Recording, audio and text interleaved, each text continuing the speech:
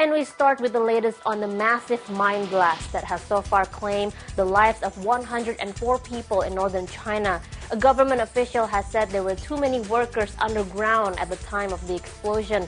Chao Tia-chui from the State Administration for Work Safety said there were too many platforms and workers inside in an effort to increase capacity.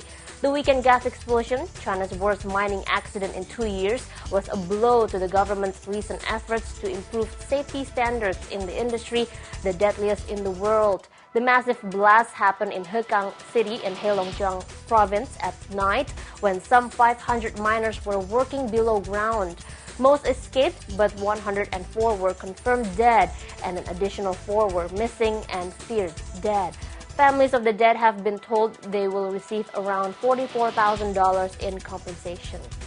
Beijing on Monday criticized a U.S. government report that said Chinese spies are aggressively stealing American secrets, saying the report was full of prejudice and warning that it could damage U.S.-China relations.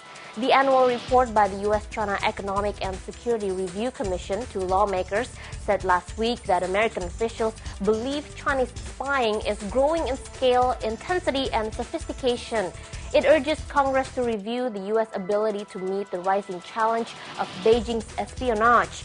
Foreign Ministry spokesman Qin Gang said the report ignores the facts and is full of prejudice and ulterior motives.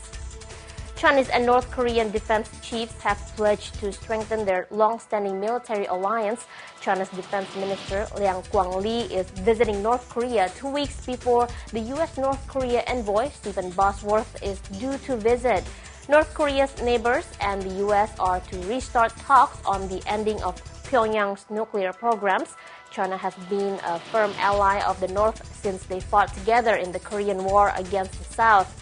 But analysts say China appears increasingly willing to push the boundaries of its special relationship with the North to support the nuclear talks. 5 people officers will stand trial today for the death of a 19-year-old student in custody in March. The 5 suspects are accused of torturing Shu Keng-rung, a high school student, to death in police custody on March the 8th.